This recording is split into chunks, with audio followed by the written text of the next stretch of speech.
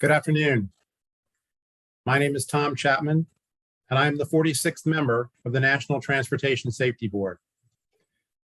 During this year's National Teen Driver Safety Week, I welcome you to this, the first of two virtual roundtables we're hosting aimed at raising awareness and seeking solutions to prevent teen injuries and deaths on the road. Today, we will look at the overall state of teen driver safety. On Thursday, we will explore one of the most effective tools for improving teen driver safety, graduated driver's license programs. You are going to hear from my colleagues at NTSB and from subject matter experts from several respected safety organizations. They will talk about the risks impacting our teen drivers, and they will discuss tangible steps to reduce crashes involving teen drivers. National Teen Driver Safety Week was established in 2007. Senator Bob Casey and Representative Charlie Dent, both from Pennsylvania, were the principal sponsors of a congressional resolution designating the third week of October annually as National Teen Driver Safety Week. Car crashes are a leading cause of death for teens. As one safety expert says, driving a car is the most dangerous thing we let our kids do. Teens, you will be on our roads for a long time to come. Perhaps in the not too distant future, you'll be driving to college. You will have family get-togethers to look forward to. Perhaps one day, vacations with a family of your own. We want your future to be long and bright. Parents, I understand that when you hand over the keys, you feel as much anxiety as your teens feel excitement. You see, I'm not just an NTSB board member. I'm a parent too. Teen driver safety is personal to me. My teenage son recently went through the graduated driver's license process in our state. It was a little nerve-wracking, maybe even more so, because I know the terrible toll of motor vehicle crashes. NTSB is committed to educating and empowering novice drivers to make positive decisions and develop good driving habits behind the wheel. We at NTSB have long advocated preventive measures to help mitigate teen traffic crashes, including eliminating distractions, fatigue, and impairment, reducing speeds, improving occupant protection, and implementing robust graduated driver's license programs. We've seen some improvement in the trends and statistics since National Teen Driver Safety Week was first established in 2007. But we are a long way from zero traffic deaths, and we must do more. Large percentages of fatal crashes involving young drivers are attributed to impaired driving, speeding, distraction, driving while accompanied with other young passengers, and failure to wear seatbelts. These risky behaviors remain key contributing factors in crashes involving our young drivers. At the NTSB, our most wanted list of transportation safety improvements is our key advocacy tool. Of the 10 items on our current most wanted list, 5 are directly related to teen driver safety, namely speeding, impairment, distraction, advanced vehicle technologies such as collision avoidance and connected vehicle technologies, and the safe system approach to improving traffic safety. If all of our traffic recommendations linked to these 5 items were implemented, our roadways would be much safer for teen drivers and for all of us. For their efforts to organize today's roundtable and the additional session we will host on Thursday, I want to thank the NTSB Safety Advocacy Team, our Office of Highway Safety, and the many others at NTSB who worked so hard. On behalf of NTSB and my fellow parents of teen drivers, I also want to thank all of our panelists. We appreciate your time and dedication to preventing traffic deaths and serious injuries among our teen drivers. Your work is extremely important, and we look forward to hearing your perspectives. I will now introduce you to Dr. Rob Malloy, our moderator for today's roundtable. Dr. Malloy has been the director of NTSB's Office of Highway Safety since 2015. He first joined the NTSB in 1996 as a transportation research analyst. Dr. Malloy received his PhD in applied experimental psychology from the Catholic University in Washington, D.C. It is my pleasure to turn the program over to my friend, Rob Malloy. Dr. Malloy? Thank you very much, Member Chapman. And like Member Chapman, I have recent experience with my own teen drivers. In fact, for the last 10 years, I've been helping my 3 teen drivers get their license and begin their driving experience. Kind of an equitable split between my wife and I on that. I got to do 95% of the training with them, and she did the last 5% fine tuning. One of the difficulties, though, is now my children, when they have issues with their cars, they call me. And in the last 2 years, I've taken calls from each of my sons on crashes that have totaled their cars, and it's just a heart-wrenching experience. So I look forward to hearing what we have to say today on improving teen safety. The board has had a long history looking at teen driver safety. In the 1970s, one of our first crashes we investigated was a crash in California involving a teen who was driving a Mustang with 9 occupants, all of them unrestrained.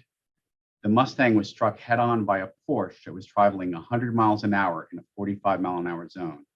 Both drivers had been drinking. As a result of the crash, 10 people were killed. I'm glad to say that we've made much progress, but the same crashes continue to happen.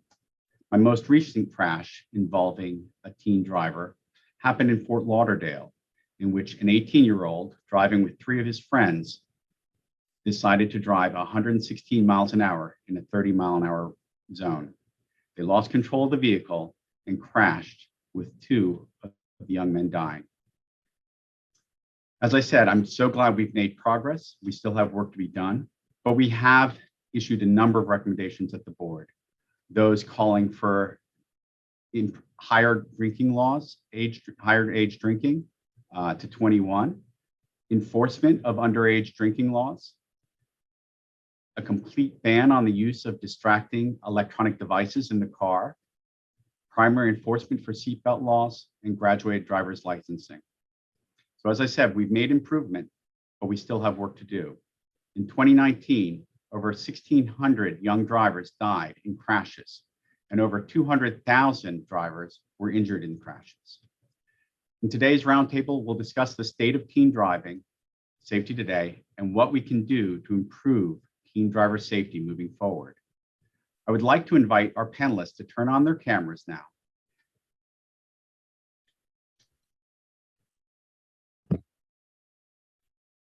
Thank you, everyone, for joining us.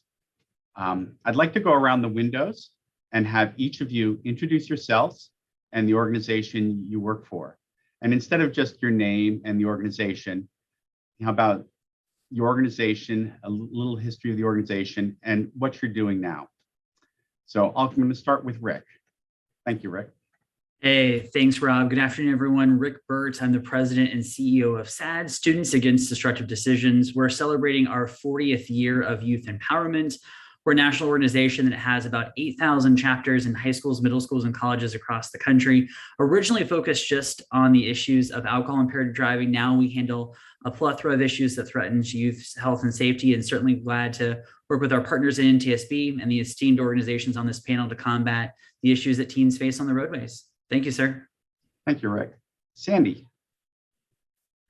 Good afternoon. My name is Sandy Scavone, and I have the honor of serving as the Executive Director of Family, Career, and Community Leaders of America, FCCLA. We are a career and technical student organization that is based in family and consumer sciences, middle schools and high schools around the country.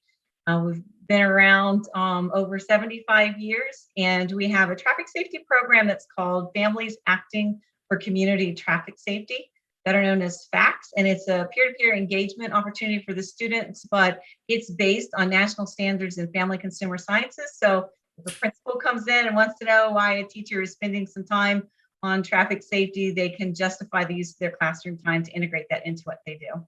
Happy to be here. Thank you. Great. Thank you. Kelly? Good afternoon. Dr. Kelly Browning, Executive Director with Impact Team Drivers, and we've been around since 2007. We work using evidence-based programs and engaging, educating, empowering youth, their parents, and their influencers with our programs so that they can in turn share and make their communities and their schools safer.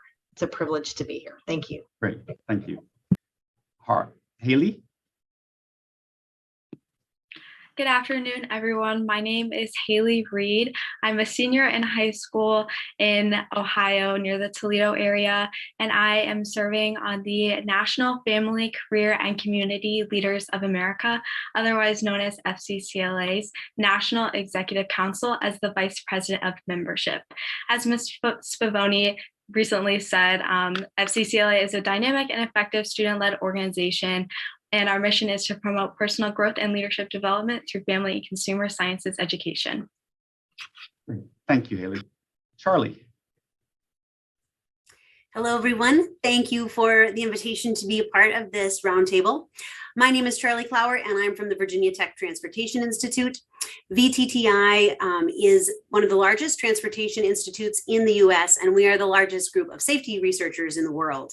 I personally have been involved in teen driving research for the last 15 years and have had the privilege of leading several naturalistic driving studies looking specifically at the risks facing teen drivers and the different types of monitoring and feedback that may improve teen driving safety. Thank you for the invitation, and I look forward to this conversation. Thank you. And Shayna? Hello, everyone. My name is Shanna Finkel. I am also a senior in high school. I am from Florida. I am the SAD National Student President. SAD stands for Students Against Destructive Decisions, as Rick previously said. I've been working with SAD for about a decade now, and I have been my chapter's president for, this is my 3rd year, and I am also the Florida SAD National President. Thank you for having me. Great. Thank you very much. And I'm going to start with a somewhat broad question, and anyone who feels like kicking it off, and as others feel like joining in, absolutely feel free to join in. You know, what are the primary risks impacting young drivers today? Send it to anyone. I'll go ahead and kick us off, being Thank you, a young Shayna. person. So Great. there are obviously many things that are distractions and just issues on the road for teenagers. Number one, of course, being our phones. That is a widespread one. Another very large one that also just kind of gets looked over sometimes is just being drowsy behind the wheel, not being well rested, well nourished, and then they get behind the wheel. And I think a third very large one that is unfortunately an issue is being under the influence of substances, and not just alcohol, but also talking about marijuana and e-cigarettes and just other substances that mess with your mental health. Great. Does anyone like to add anything?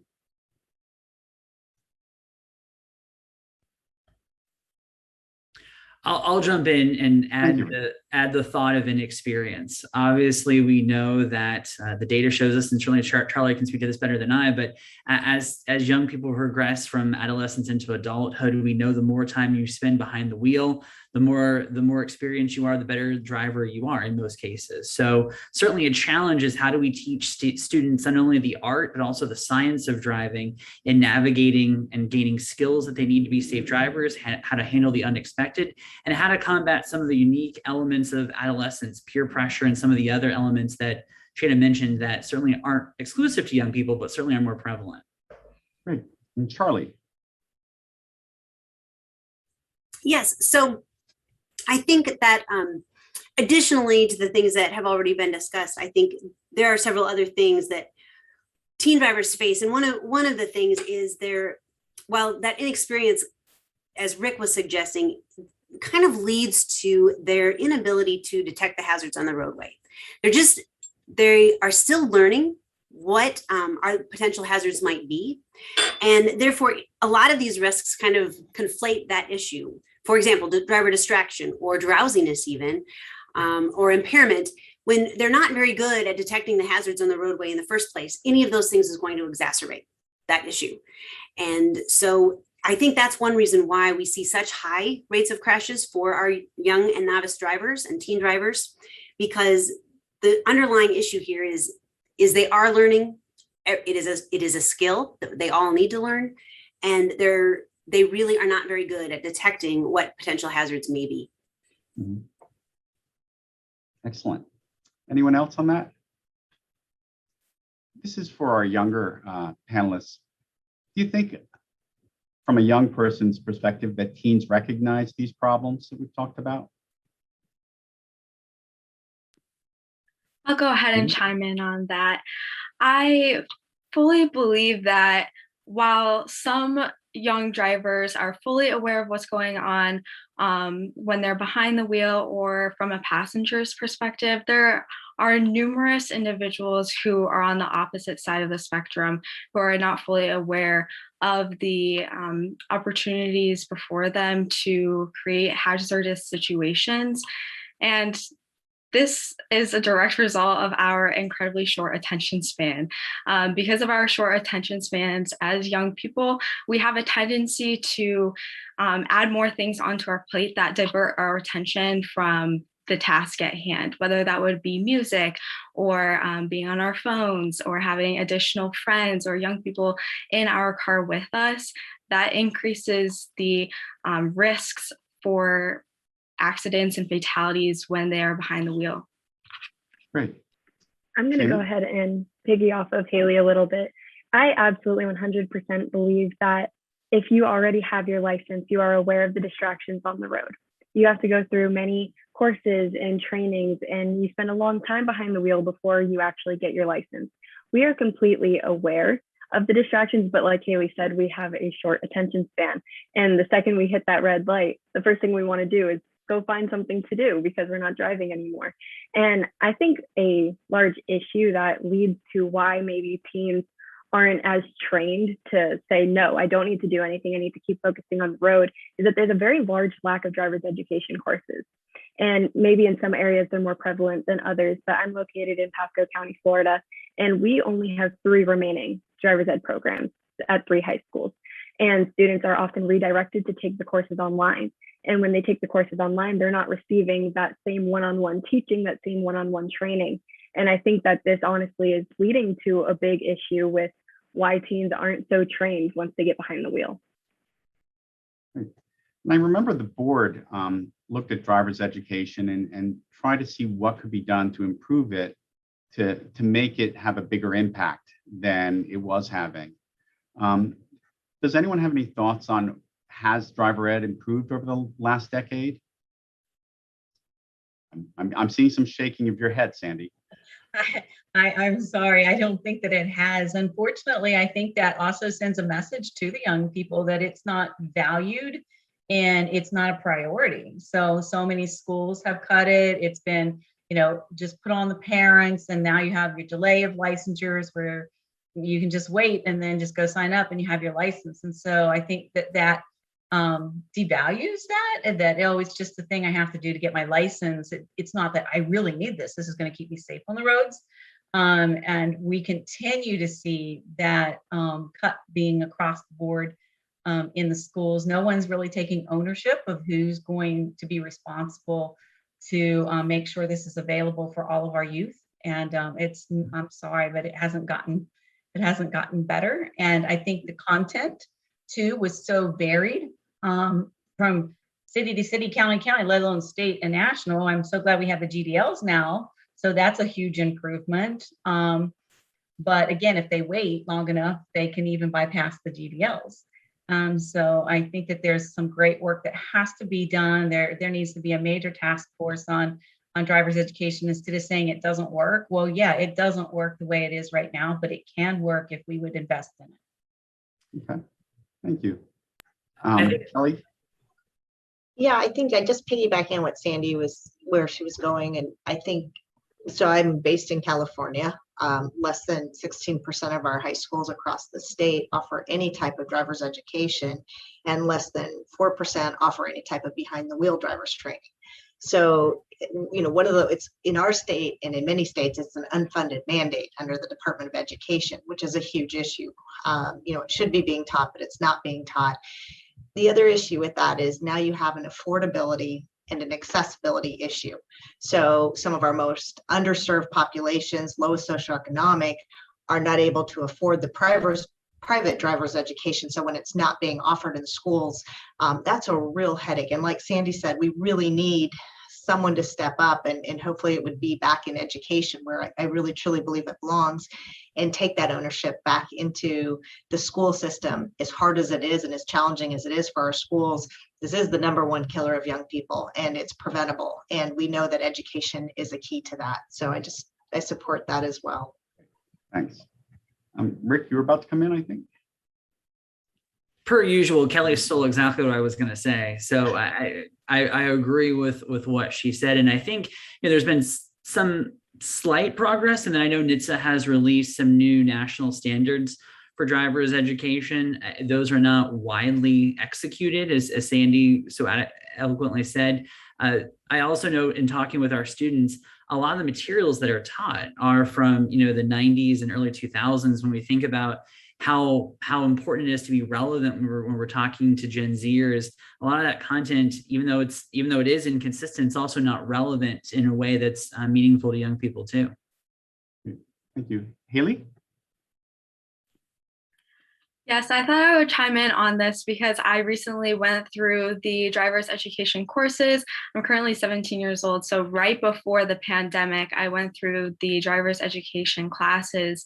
And I think one of the major problems with my experience in the driver's ed classes is that it was an extensive amount of time to be in one class because the classes themselves were upwards of 4 hours long to take into account the busy schedules of teenagers such as myself. So to get that in, all the information in a 4-hour session across so many days to meet the standard 4 hours was extremely draining mentally, which led to, me forgetting some of the information or the lack of retention in some of these instances. And then for me to go from these classes immediately into a pandemic, which is not the typical situation, but that's the situation for many at this time, was extremely difficult. So I'm very grateful for FCCLA and Family and Consumer Sciences Education for being that constant in my educational journey through traffic safety, as I have continued to learn through programs and initiatives with FCCLA how to better keep myself and those around me safe. Thanks. What role, since we've talked about the schools and they're not necessarily following through on educating young drivers, what role for automotive companies or insurance companies do they have in the education field then? I know my young drivers were able to take some courses and it saved me a little bit of money. So I'm hoping that's because it's been successful when they take those extra courses. Yeah, sure. I'll chime in on that. There's 2 ahas that I've seen in my years of working with teens and traffic safety. And one of them is by an automotive company for driving skills for life. So when those students come to that, you see their face like, I got this. And then they get in there and they walk out of the car and they're like, oh, heck, I got some more learning to do. And it really has been an opportunity for them to learn some new skills and know like where my eyes are going, my car is going, different things that maybe were taught or touched on in driver's ed, but now it's somebody else in the car and it's doing that. So I'm really proud of the way the automotive companies have stepped up to it. Some of the technology that they're using too, like the Ford My Key and the resources that they have within the cars, I think it is advantageous. But then it's that education piece to the parents. Do parents know that Ford My Key can help protect their child by use of that and doing that? So I think there's opportunities there to continue with the manufacturers. I live in Prince William County, Virginia, and we have a unique program here. When a child gets their license, you go to the court and the judge hands the parent the license, so that I then have the license, and the judge says, when you're ready, you give that to your child. And if you ever want it taken away, just give us a call, we'll take it away. So it really sent that message. But in order for them to do that, they had to take some courses as well. And some insurance companies stepped in and provided the coursework that was required for that.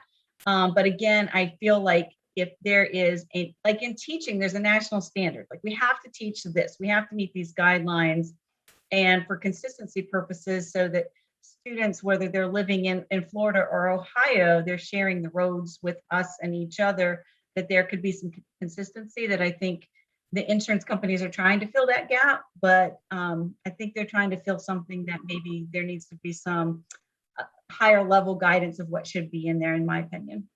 Great. Shayna. Yes, thank you. So I'd like to speak a little bit about the insurance company side of things. And I'm not sure if this is just a Florida thing, but I know for sure that many insurance companies offer discounts on teens' insurances if they take driver's education courses, normally around a 10% discount, because they often believe that the more knowledge that they have, this better driver that they will be on the road. So I believe that the insurance companies offering parents this financial aid just for their students to take a driver's ed course through their school or a private institution. I just believe that if maybe parents knew this, or it was a farther spread message, that there would be more parents interested in putting their students into a driver's ed course, because insurance can be very expensive. I'm currently 16, so my parents definitely tell me often that it's expensive. So I just think that if parents knew that, it would put a lot more kids into that education program. Great, thank you. Charlie. Thank you. I would like to echo what Sandy said and applaud some of the car companies in several of the different programs that they do have for teen drivers. Ford My Key is definitely one. GM Teen Driver Settings is another. I think Subaru has one.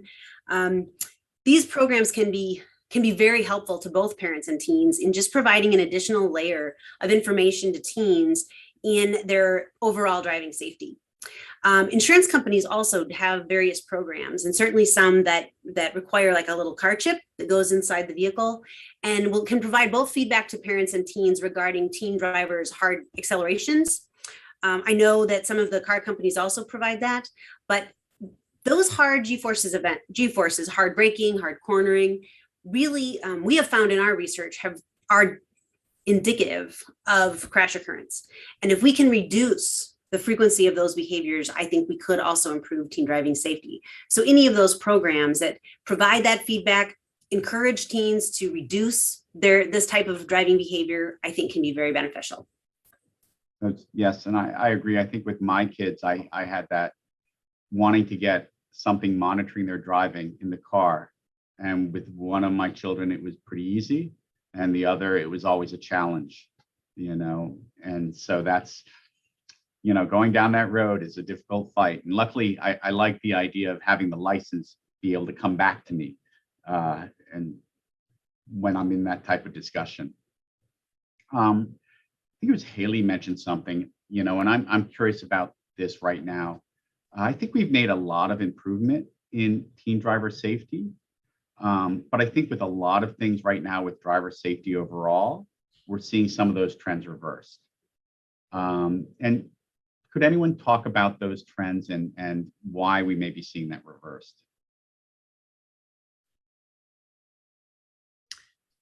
So Rob, I'll kick it off and talk about one thing that I think is kind of unreported and under-discussed in the realm of traffic safety, and that's the impact that COVID-19 has had on mental health. When we look at the statistics from the Center for Disease Control and Prevention, 1 in 4 high schoolers right now are battling some sort of diagnosable mental health condition. And oftentimes that mental health translates to reckless behavior behind the wheel. We talk about things like anxiety, depression, other behaviors that cause teens to act out or to grapple with the fact that their brains are literally not fully developed. I challenge the traffic safety community to think about the integration of mental health and traffic safety in a new way, particularly in light of COVID-19. We've developed a new program with NHTSA that causes teens to look at this in some new and creative manners and to create a space for teens, parents, and other adult allies to have those conversations about mental health, just like we would around alcohol or drugs or other substances that could cause a teen to be impaired. We need to start the conversation too about mental health and making sure that our physical, obviously, abilities aren't impaired, but also that we're in a good state of mind to drive as well. Great. Thank you. Anyone else have any thoughts? And I think one thing that I've seen with a lot of graduated driver's licenses is that getting that practice behind the wheel. And I think for young people, having that period where they couldn't drive, and then expecting them to be at the same level they were before. I personally find my lane departure warning going off a little bit more post-COVID since my lack of practice. So any thoughts on that?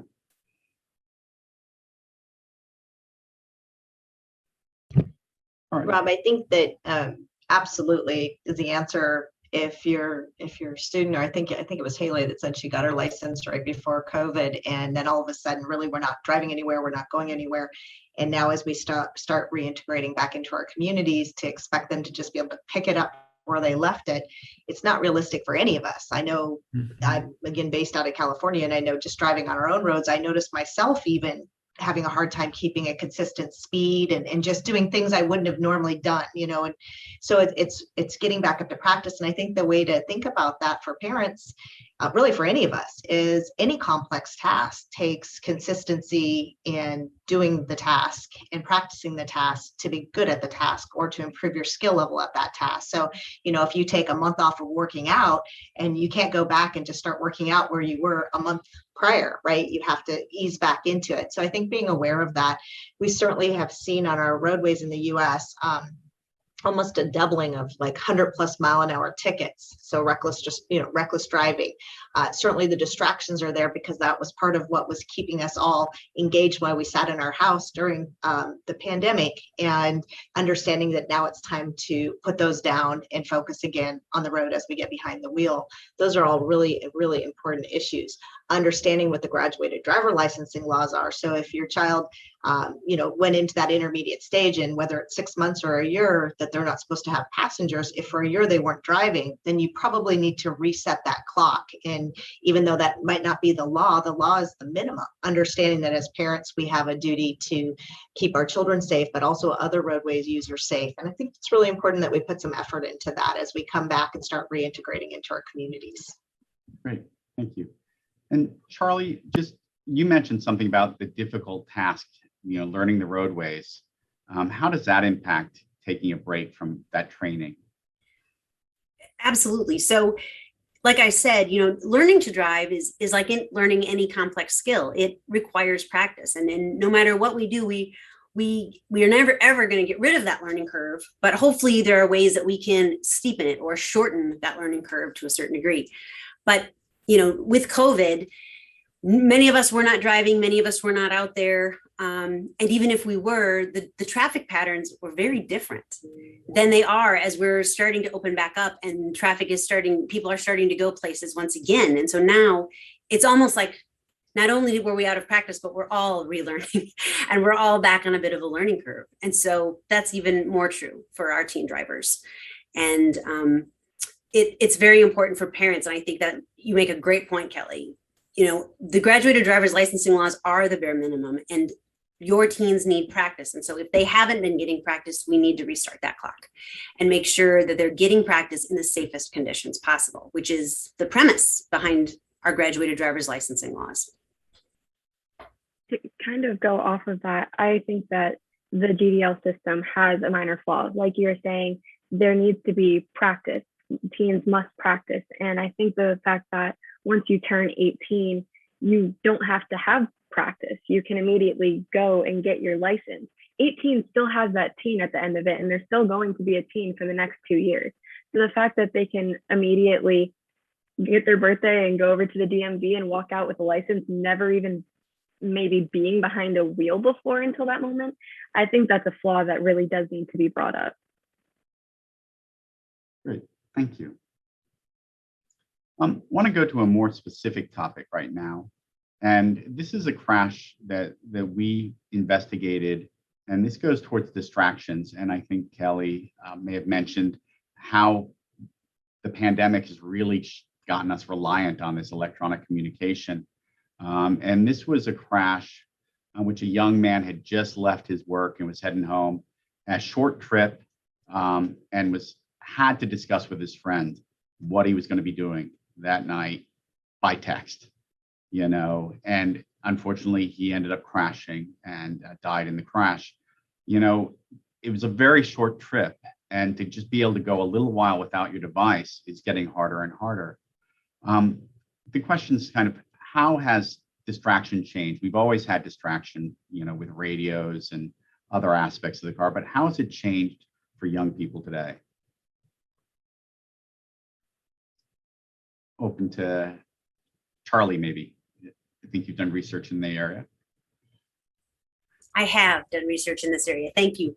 So this series of naturalistic studies that I previously referenced, one thing that we're learning from those, and just the series in time of those, is that teens' levels of distraction, certainly with their wireless devices, is changing with the wireless device technology. So as our first study, our teenagers were driving with flip phones, and they were back when they could, text message 80 words per minute without looking, right? They had that textual feedback, but they don't have that anymore. Smartphones, you have to absolutely look at those devices in order to manipulate and text or browse or do anything. And we are seeing more and more less calling, much less phone calls, but more texting, as well as more browsing. And that's true for our teenagers, but it's also true for our adults as well. So as those devices become more and more powerful and they're able to do a lot more things, the use of those things with drivers is continuing to increase. And each of those things requires more eyes off road time, more physical manipulation with that device. And in our opinion, and in our data show this, that increases crash risk as that time goes up. And I've always been amazed when people do naturalistic driving research and you still see bad behaviors on the camera. Yes, we do. Does anyone else have any comment? Oh, Shayna. Yes, thank you. So just some quick facts to add to the topic of distracted driving due to cell phone usage. Teens are 4 times more likely than adults to get into a car accident while using their cell phone. While nobody of any age should be using their cell phone while driving, I think it's important to point out that teens are inexperienced and they are often much more involved with what's going on their phone. Maybe adults are texting about what's for dinner that night, while a teen is texting about something maybe emotional. That might be a breakup that an adult would probably talk in person. And I also wanted to add the fact that 11 teens die every day as a result of texting while driving. And 1 out of every 4 car accidents in the US is caused by texting and driving. So I think that statistic in itself, that 25% of the car accidents that we see are because of texting and driving. I think that this is an issue that is very surprising to me that is still recurring after the constant research that has continued to prove that cell phones are a major distraction. Haley.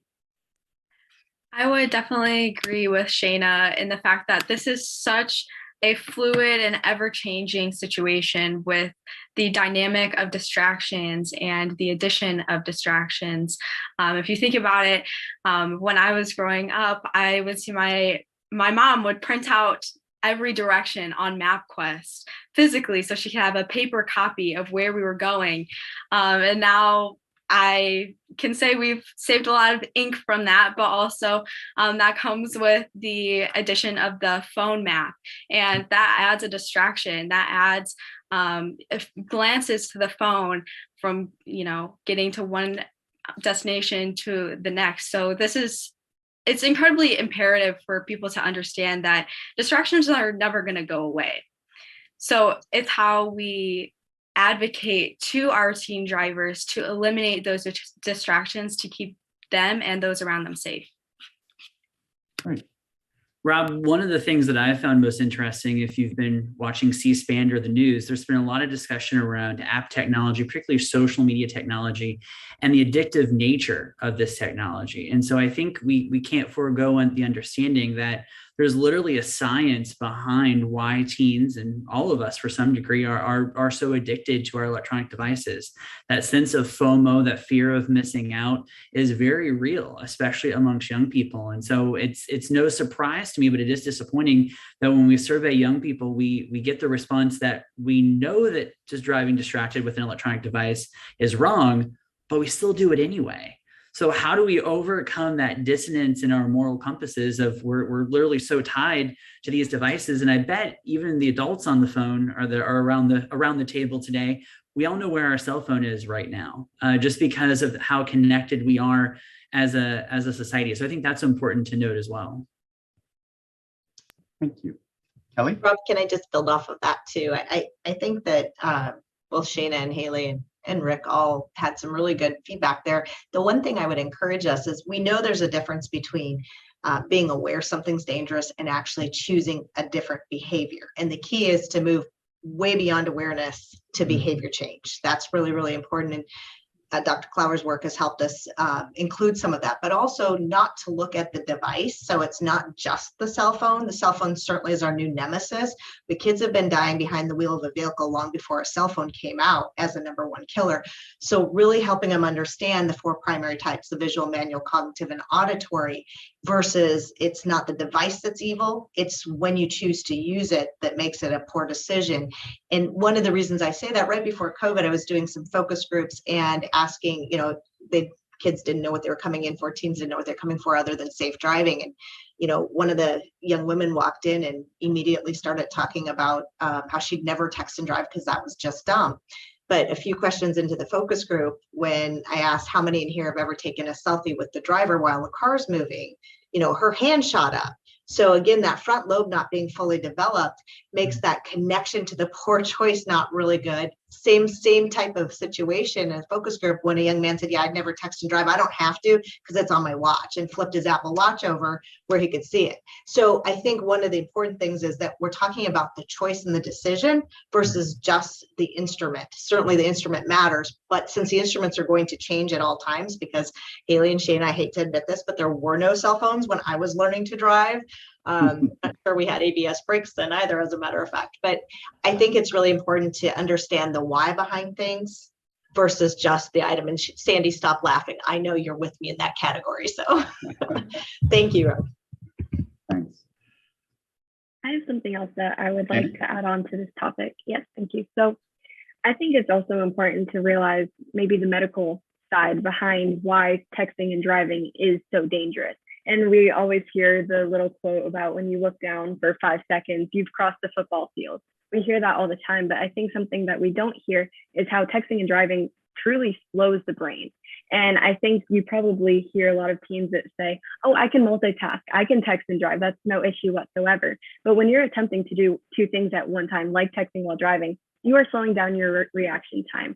And research shows that the activity in the part of the brain that is controlling this multitask function actually slows down by about 33% when the driver is being distracted by their cell phone. So every decision that the teenager is making, while they're already pretty inexperienced at this point, they are trying to make these decisions 33% slower than they would be if they were just paying attention to the road. One of the areas that the board has tried, because again, I think you're right. It may not be the device itself. It just may be that people are willing to get distracted.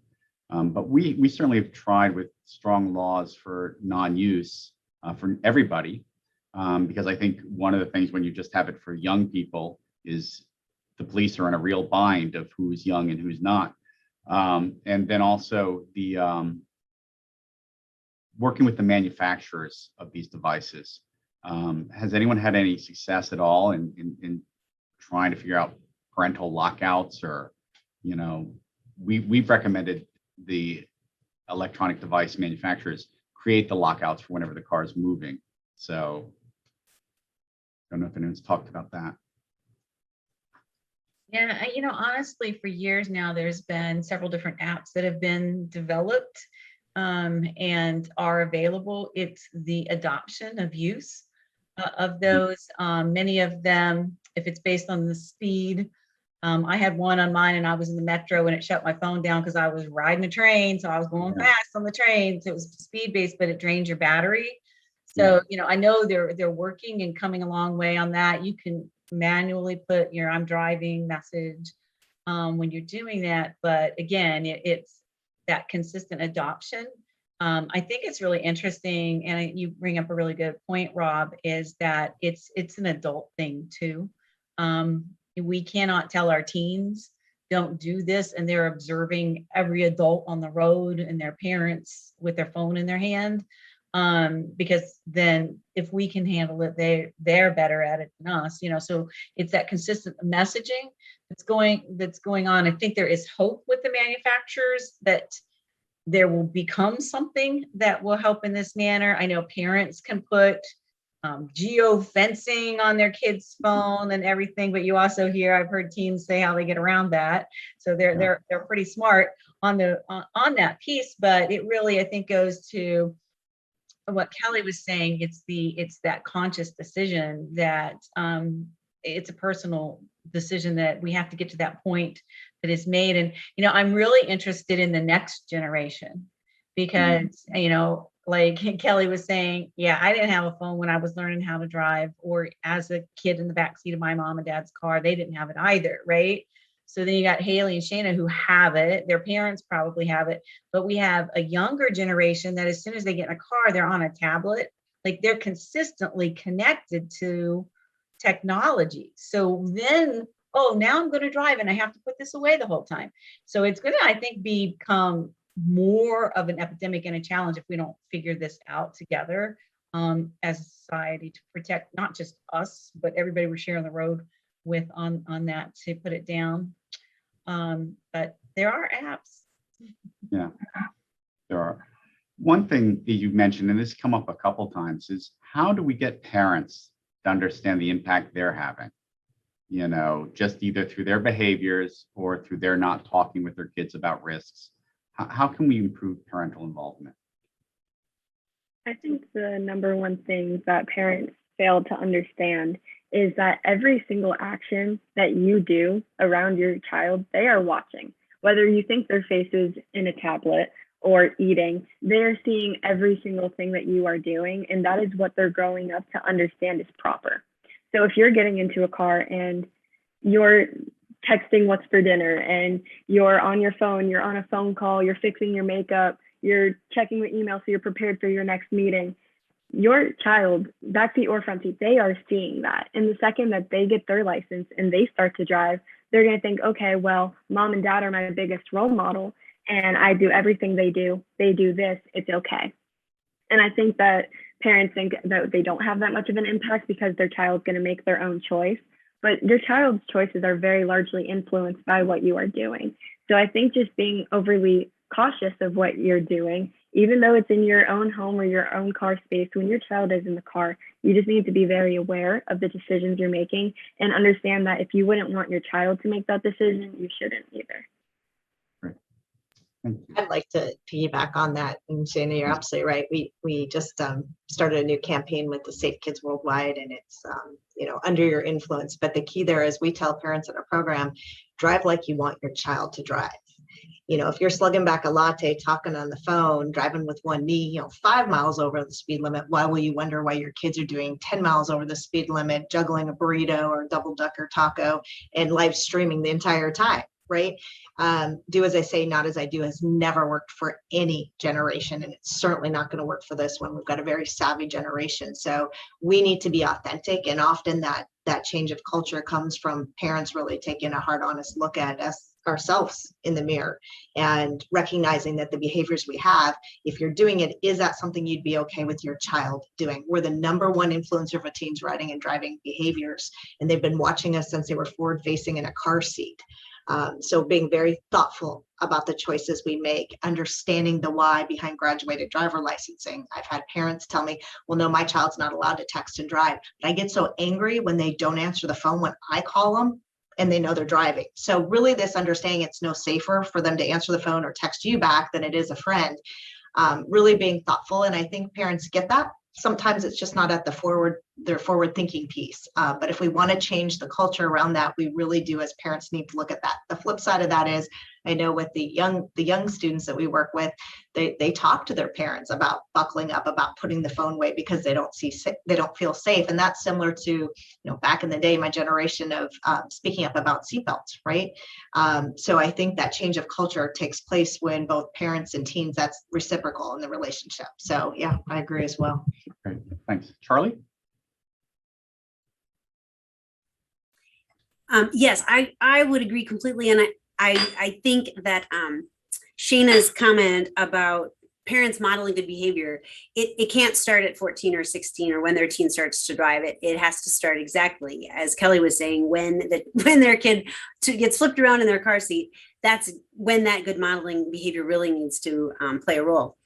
Additionally, parents just staying involved, in the driver's education process. So, moving through the learner's permit where they're teaching their teen to drive. So many parents, and our data show this, that they really stop riding with their teen, and they really should not.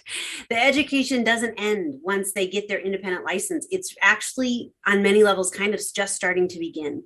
And so I would encourage parents to continue to ride with their teen for a very long time, and certainly when they're going to face a new sort of driving condition, driving in the rain, driving at night, driving to a new location that is quite unfamiliar. All of those sorts of things, the parents really need to still be in that car and riding with their teen to help them drive safely. Yeah, I remember that with one of my teens, and it started snowing, and I said, we need to get out right now.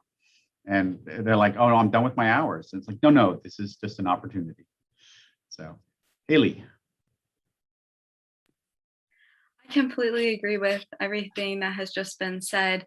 But on behalf of National FCCLA, as an organization with family at its focus, it's quite literally in our name. We understand that not everyone has the certain environment where they have a healthy relationship with their parents. They have a mentor that can help them drive.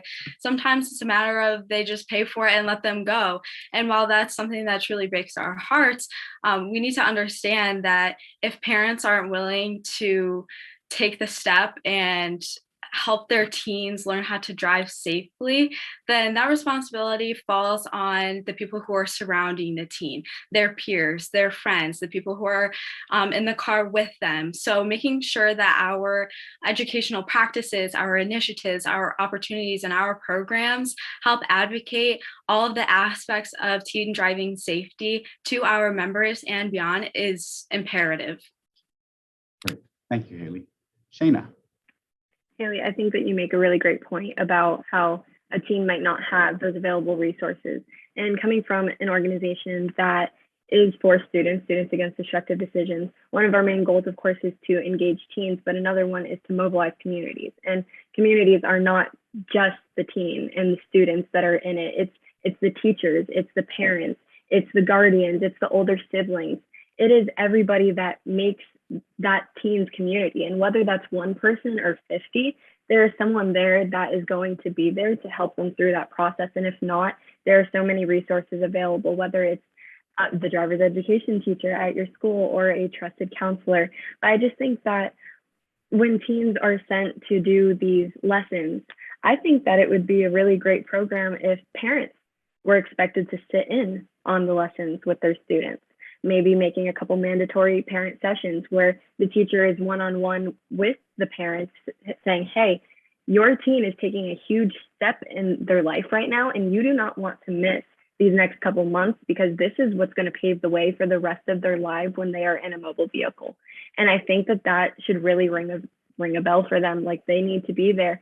They need to, hey, I know a lot of parents are very concerned. They don't want to get in the car with their team. They're like, oh no, I'm going to give that to the driver's education department. But it's very important to build that relationship with your team when you're starting at that point. And I think those classes, maybe being like, this is how you can do this is how you can get involved, would be exceptionally important.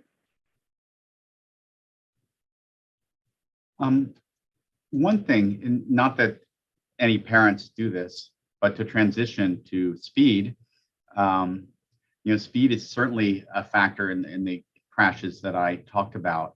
I think we're seeing that across the board for all drivers now. What can we do to reduce speeding? And I think of my son when I was teaching him to drive, and he asked me that question, what's the real speed limit? And I was like, no, we're not going. There's no okay speed over the speed limit. It's, I tried to explain to him the limits based on weather and the time of day, and, but he's like, no, but seriously.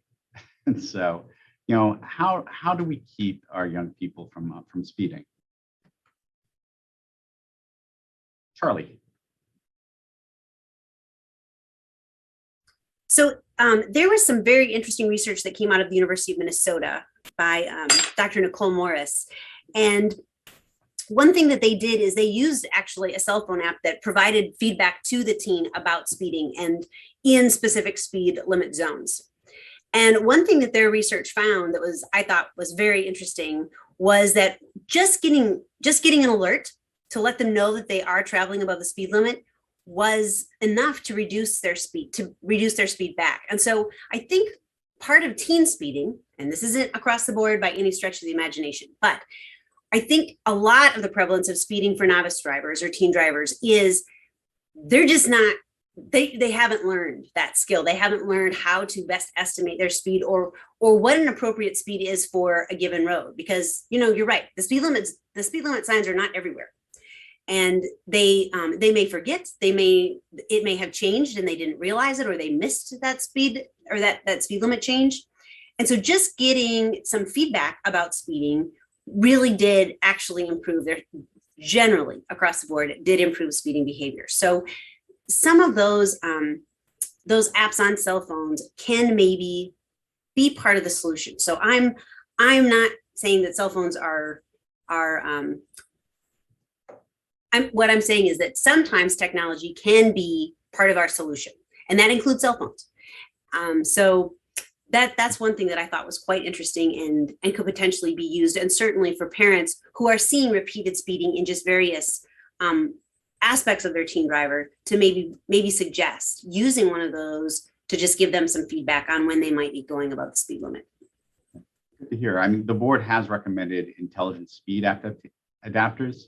When one of the ones, an open one, would just provide that feedback, and it's good to know that would work. So thanks. Shayna. Yes, so I'm very passionate about this topic of safe driving because I think it is the largest issue that happens in driving, because almost everyone has been speeding at one point in their life. And this is something that I've heard recently, that the best way to control your speed is police lights in your rearview mirror. And obviously that's something that's not always going to be in your rearview mirror. So we need to start to think about, okay, well, how can we control speeding when that law enforcement is not there to do it for you? So like Charlie had said, there are apps that regulate this. One that I personally use is Life 360 that gives a full report to your parents of when you arrived at this location, how many times you stopped, how fast you accelerated, your speed limit, your top speed, the entire drive. And then when you get home, you can sit down and talk to your parents, or your parents can sit down and talk to you and be like, so this is your drive report. Let's talk about these couple things. Okay, you've learned. That's great. Another thing that I've also been introduced to is they sell these things. You can even get them on Amazon for about $20. They're car auto, like OBD speed lock devices. So you just put them in your car, and a lot of new drivers use this. Parents can set settings on it to limit the speed that you can go.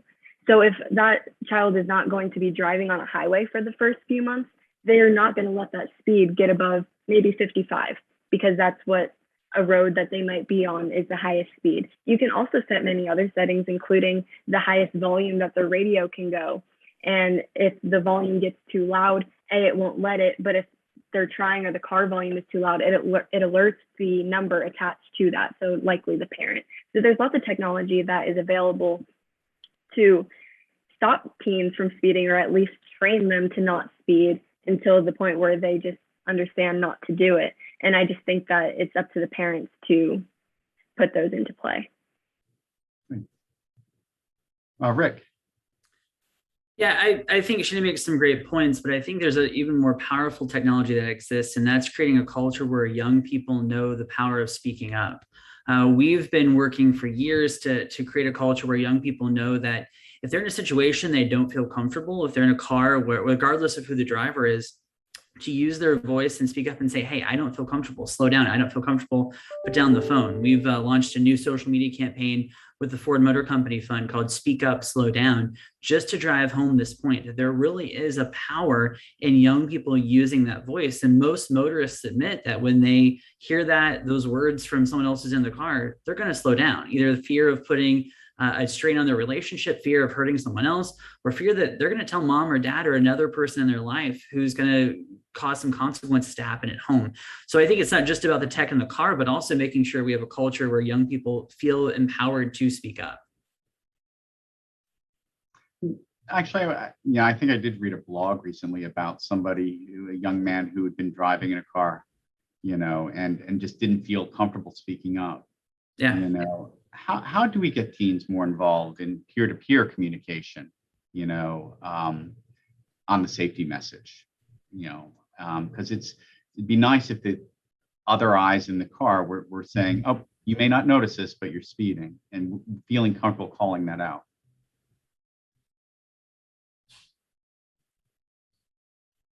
I'll go ahead and chime in on Thank this you. one. Hey. Of course.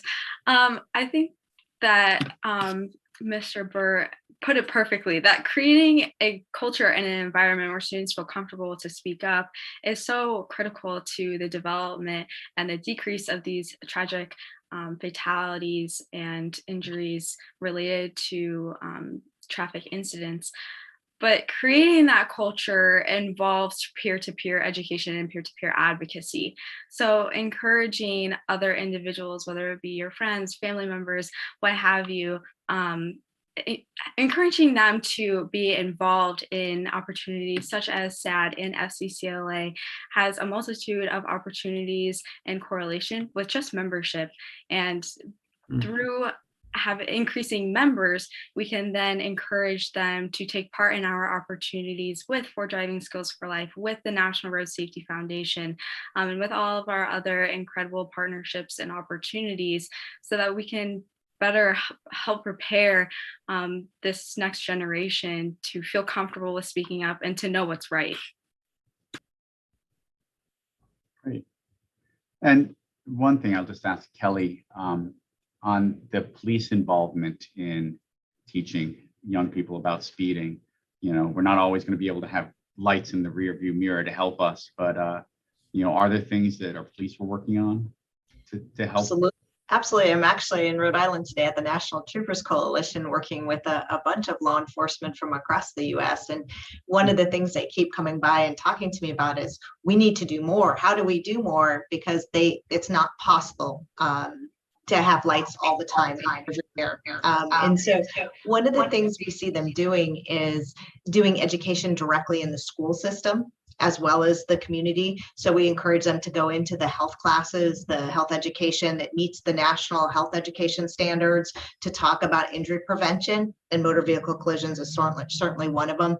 We were founded after doing stress studies on law enforcement and asking about the worst part of their job. And what was reported over and over again was riding up on that scene and finding a young person that had lost their life to something 100% preventable, and subsequently had to notify a parent. That wears on our officers. And so I think anytime you can provide them, whether it's FCCLA SAD connecting with their local law enforcement and the community there, to work with them, to partner and share quality information, evidence-based strategies, we will start to see movement. We will continue to see movement in the right direction, not the wrong direction. So I'm really grateful that they do that. I would put a plug in also for our health professionals, those trauma level 1, 2, and even the 3 hospitals. It's a mandate that those 1 and 2 hospitals are addressing. So for our young folks to connect with them, and I know both FCCLA and SAD do a lot of incredible work in that direction, but maybe thinking about how to bring in positive community norming It's a huge piece for young people. It's a huge piece for all of us, and we don't do enough of it. And this is really public health. Traffic safety is public health. And that's where you're going to highlight more the kind of the positive choices that are already occurring in the community, because most of our young people are making good decisions. And we want to encourage young people, teens, to join the crowd in the right way, the good crowd, the crowd that's making good choices so they're more comfortable speaking up.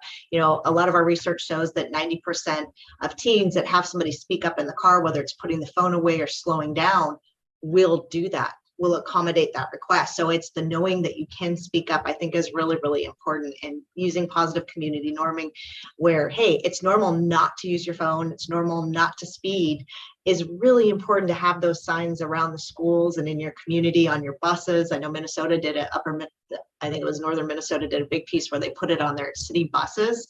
And I just think that's terrific. So yeah, thanks for asking. I think our law enforcement is an important connection there. Great, thanks, Kelly. Sandy?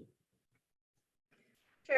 There was a study done, and Rick, it was back when you were a teen, actually. It came out of a partnership, but it talked about how when students take positive risks.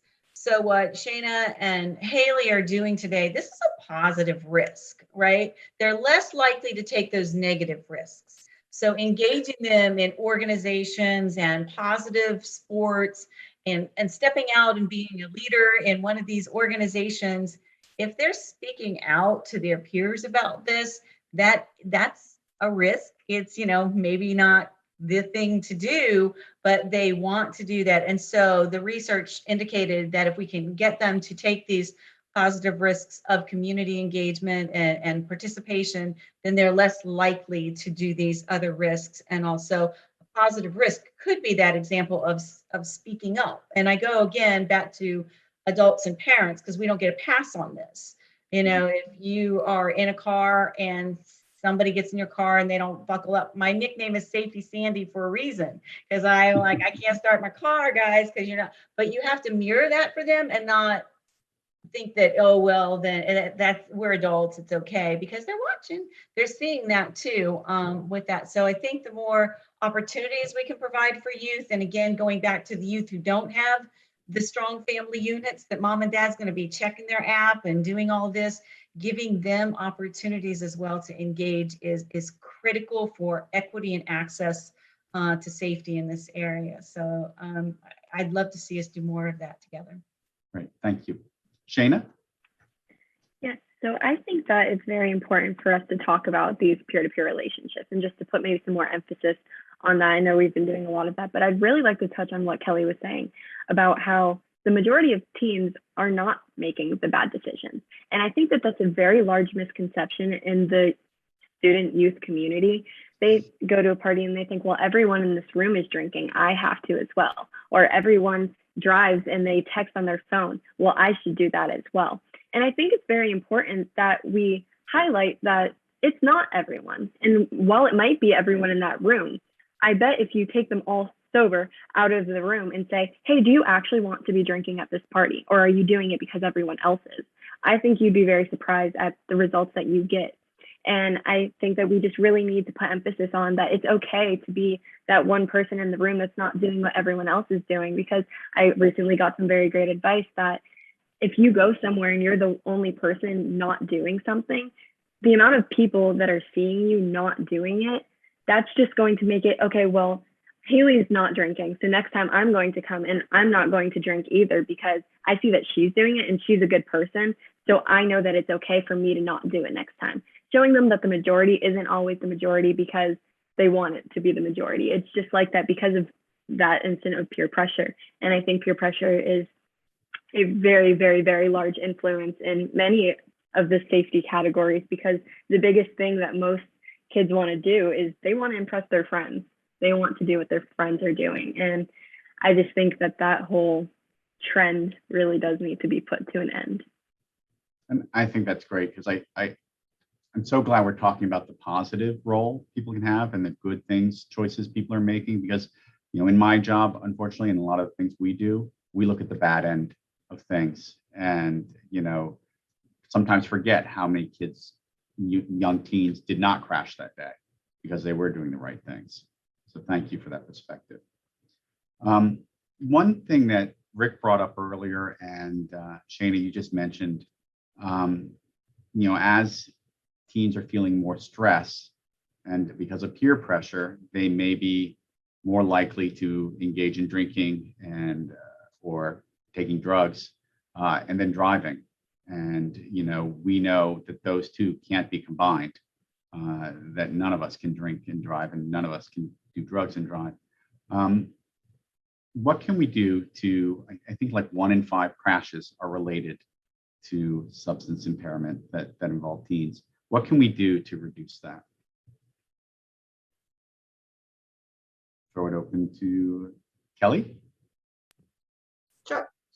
For me, I would say this goes back to parents role modeling good behaviors. If you're having a beer, 2 or 3, and then decide to jump behind the wheel and drive your kids home, you just kind of made that norm for them in a space, even though it may be legal for you technically to do it. Is it a good decision? Is it the right decision? Are you role modeling, again, the behavior you want your kids to? So I would just say, again, there, it's really, really important to say those two things never mix. Drinking and driving never mix, no matter what the situation is, regardless of whether it's legal for you to have a glass of wine or a beer. If you have your kids in the car, you're setting an example. And everybody makes exceptions to the example. So while it might have been important because it was just 1 or 2, that young person making an exception is the same way. So I'm going to go back to role modeling there, but I think that's something that my colleagues on the call could do a lot more. Anyone else? Oh, Rick. Yeah, Kelly makes a great point. I think it's not just alcohol, as you said, Rob. It's also looking at other substances that are impairing young people. And as we look at the legalization around marijuana that's happening across the country, I think there's a lot of misinformation that teens have around this substance. It's natural. It's a plant. I drive better when I'm high. A lot of things that we've heard in focus groups that are unfortunately also stemming back to parents. I've had parents tell me, well, I was at Woodstock. What's the big deal?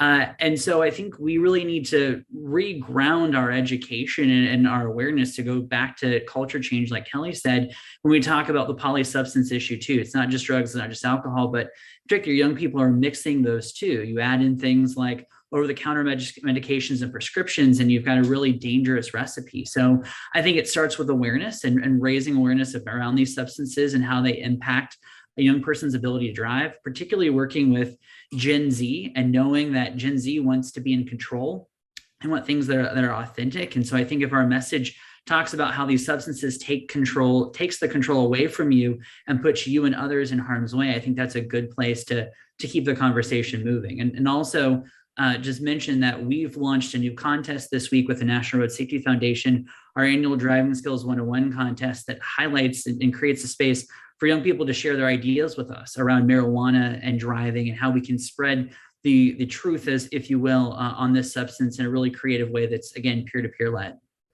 Great, thank you. Shana? I 110% agree with Rick. First of all, that contest is something that I would urge every single teenager to take part in. It's just such a great way for you to become more educated. And so that's kind of what I want to piggyback off of. The number one thing that we need to do, of course, is just bring awareness to these topics. And I know we say that often, oh, we're going to bring awareness, we're going to teach about that. But the big question is, okay, we can say that we're doing that, but how are we going to do it? And I think that one of the most important drug awareness weeks is coming up. Many high schools across the country are recognizing Red Ribbon Week, which starts next week. And that is a very large campaign, at least on my campus, where we bring in guest speakers, we hold activities, we hold contests, we show videos, we have displays around campus, just everything we can possibly do to put in every 2,600 students in my school's face, hey, don't do drugs. And this is why. We just giving that education. And we normally do our pre and post surveys around this time, before Red Ribbon Week and afterwards. And I recently did a survey about 200 students in my high school, ranging all grade levels, about what their familiarity with alcohol is, how many of them have drank it, how do they get it. And while I want to say I was surprised, I honestly was not by the results. We got back that about 75% of the students that answered the survey have had alcohol in the past 30 days. I think that's an alarming statistic that when we show these to our own student body, they are alarmed. So the whole point of these pre-surveys are to show, hey, these are what the kids in your own classroom next to you are doing. This is why it's bad, and this is how you can help your peers not do that and not become a part of this statistic. And then after Red Ribbon Week, we will hold a post-survey to see what they learned and maybe how their ideas have changed about illegal substances. So I just think it's very important for high schools and middle schools and elementary schools, for that matter, across the country to be taking part in these awareness weeks and looking for those resources, because there are so many important things that need to be taught inside of the classroom that quite frankly aren't. While history and while math are very important subjects, how to save your own life is something that should not have to be taught through a student choosing to voluntarily join a club. It should be something that is shown in all subjects, not just in these voluntary settings. And is there, Haley. Thank you. I completely agree with you, Shayna. I think it's so critical for people to understand that teen driver safety is a multifaceted approach. And to increase awareness, we need to create campaigns and create opportunities that are not only efficient, but also effective, reaching our target audience of not only students, but also parents.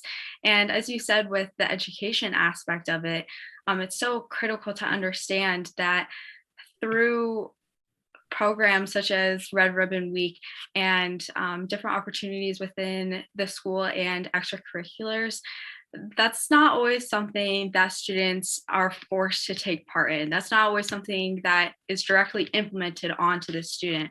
But through family and consumer sciences education, we also have a multifaceted approach to education in general.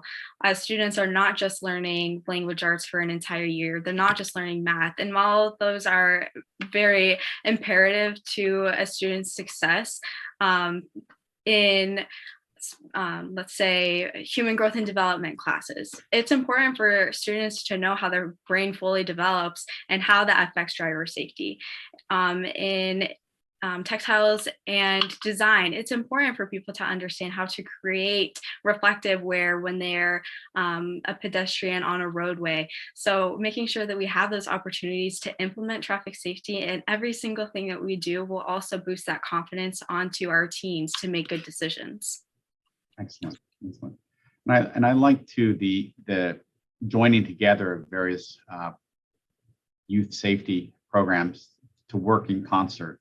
I think that's something a number of the organizations on today are doing, and just wanted to hear if you have any thoughts on just how that has a bigger impact when you're being more holistic in approaching safe decision making. Well, I'll speak from a SAD perspective. We can't be the experts on everything. The adage is it takes a village, and so we're proud to work with experts like Impact Teen Drivers. Their What Do You Consider Lethal program is wonderful and a great resource for our chapters to use. Teens in the Driver's Seat, the National Road Safety Foundation. I really do think it takes hearing a message from different vantage points in different ways, in different points in a young person's life, really to help plant the seed, water it, nurture it. You get the idea of my metaphor, yeah. But I think that repetition is so important. And so it is. It's about all of us stepping away from our logos and worrying about whose brand is on what and really working in a collaborative way, because everyone around this table today has the ultimate goal of saving lives. No matter if you're doing that in a school setting, a community setting, a chapter, a club, a house of worship, whatever it is, young people need to continue to hear these messages. And it's going to take all of us working together to reach zero, which is our ultimate goal.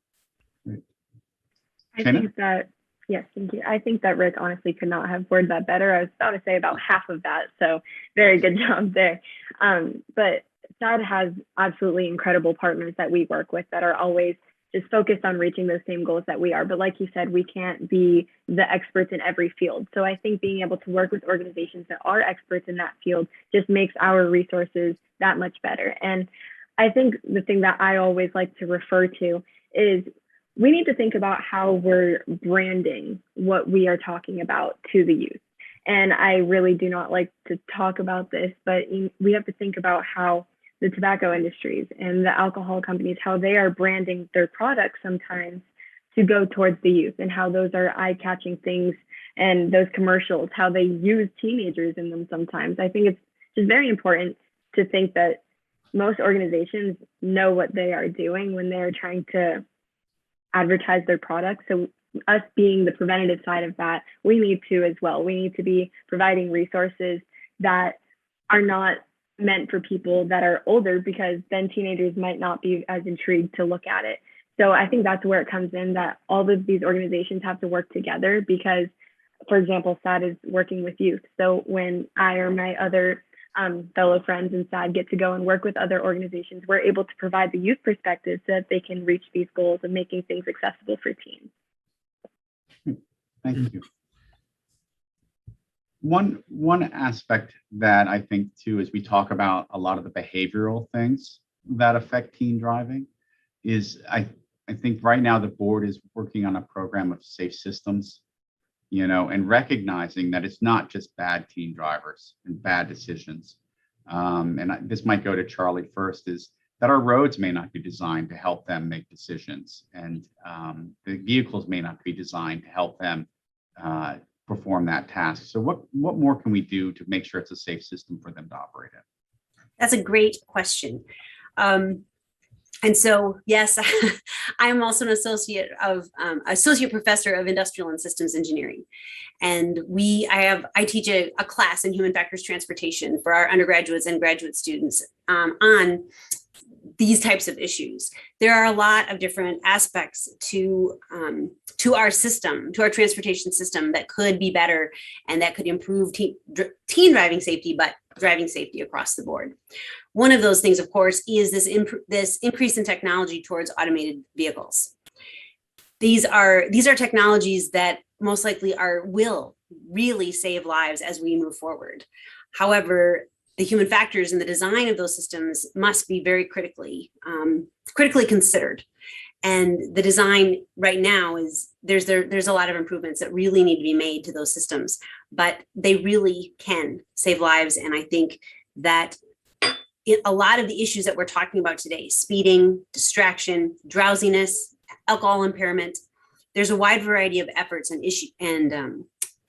efforts moving forward to improve technology in various ways that can help save lives in all of those situations.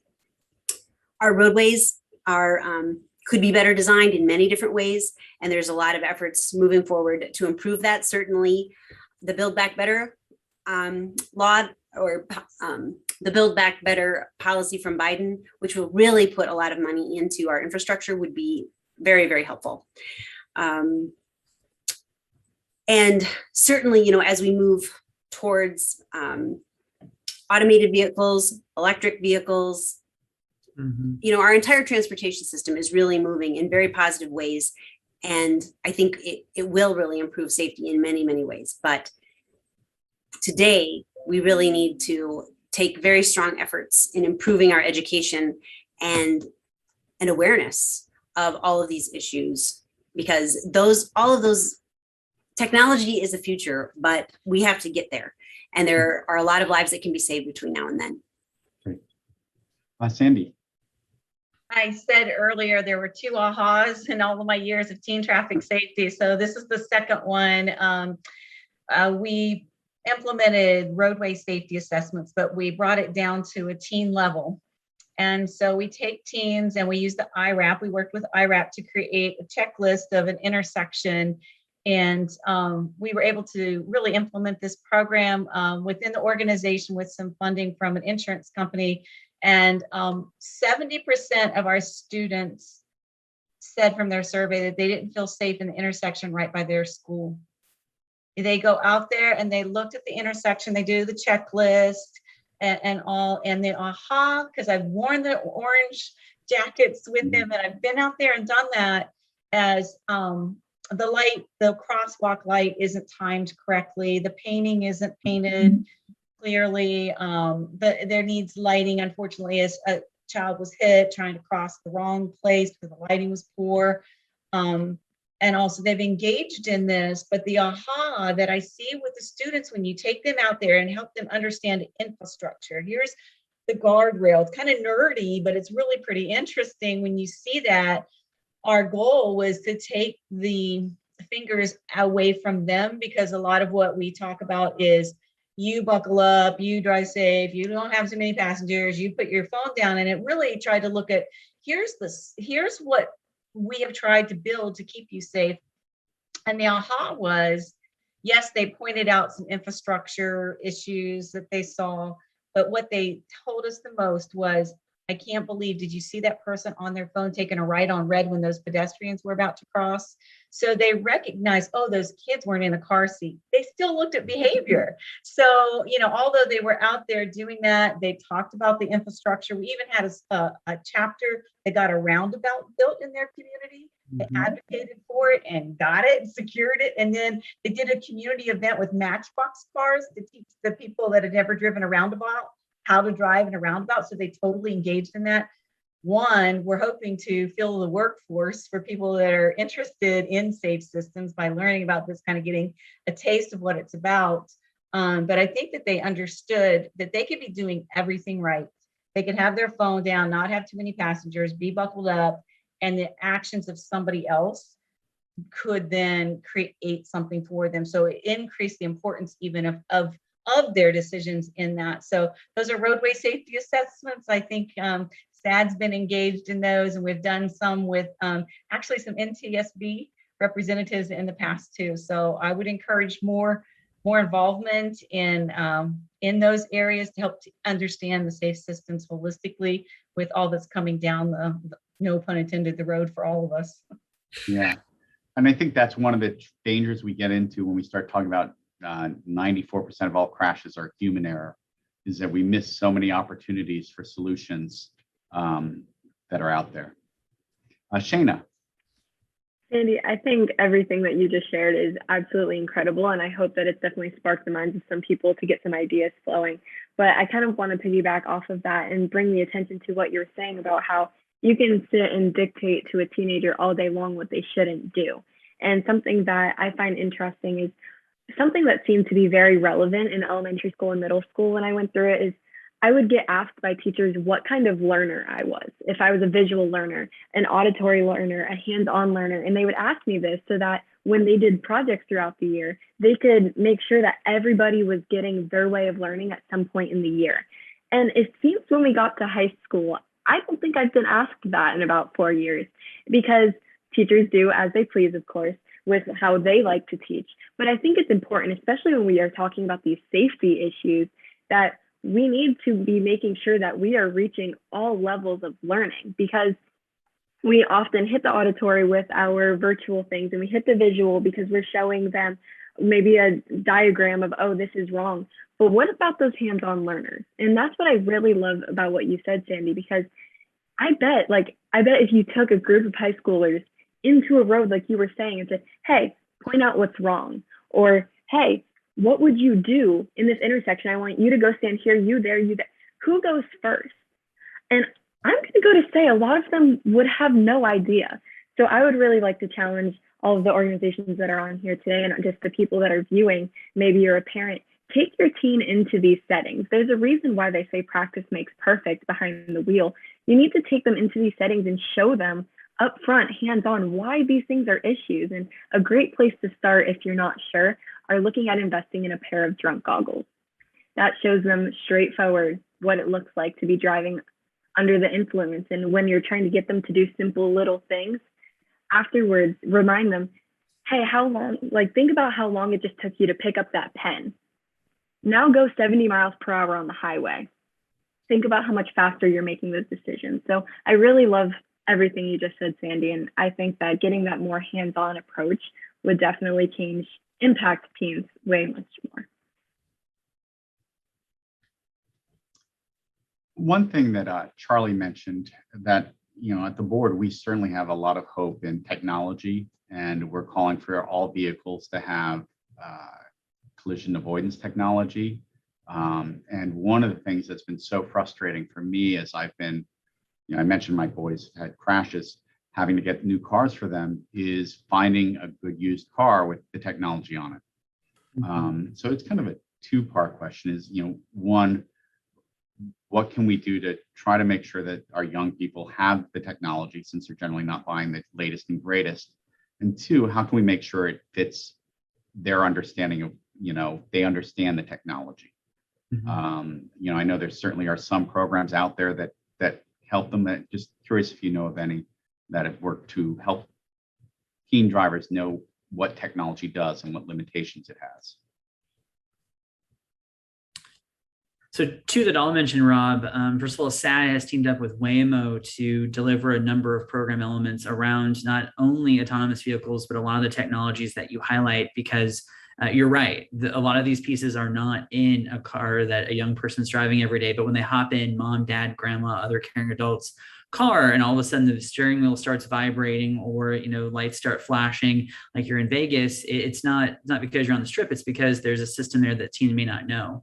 So we do a lot of work with, obviously, the National Safety Council, and they have a great resource in My Car Does What, which outlines some of the bells and whistles, if you will, of these new technologies, and provides some resources. But again, I hate to beat the dead horse, but a lot of this goes back to parents taking the time to educate their teens if they're going to be switching vehicles or swapping vehicles, as was often the case in my family when I was growing up, to take the time to help the young person understand not only what the tools of the car do, but also things like infotainment centers, where the lights are, how windshield wipers work, some of those basics that are so important to keeping that young person safe when they're needing to use those devices or those features while they're driving. I think that's a great point, talking about how there are all of these incredible technologies that are available in these cars, like the lane assist or the blind spot mirrors thing. There's so many incredible technologies that are available, but I think a big part of the issue is how we are continuously advancing the technology in the car, but we're not advancing the education for how to use that technology. So I mean, I've only been alive 16 years, but it hasn't changed in that amount of time. There's a really fat book they give you when you get your car, really fat book. And I remember asking a couple questions like, hey, how do I do this? And my dad would be like, hit the manual. I'm like, I can't read through that thing. Are you kidding me? I'll be in there for days and won't find what I'm looking for. So maybe it's up to these companies, the car companies, to come up with a better way of showing teenagers, or really people of any age, how to use this new technology that they're coming out with, because when it's new, nobody's going to know how to use it. So potentially a virtual little session that you have to take before you're able to sign off on the car.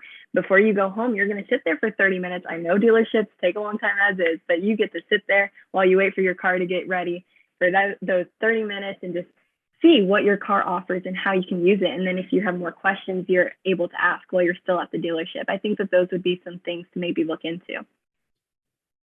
I think those are all excellent ideas, but just to add to that, we can't forget that a lot of the US population can afford cars with cool technology. And as we progress in technology, which is great, we need to, vast majority of the US doesn't have that, and really being thoughtful about making things free and available. I mean, I look at these issues with technology just like I did with seatbelts. They should be free and available to everyone and anyone that gets in a vehicle. So in this case, if it's something that we can somehow bring back into the school, it's really an important place to be there. It's one of the true equalizers, or better, that's the wrong word to use, better equalizers for our young people to get access to information and materials, because many young people will never go to a car dealership to get a car. They'll never be able to afford a new vehicle. And so I think technology is super important, and it's definitely a part of the solution, but it is far from the solution.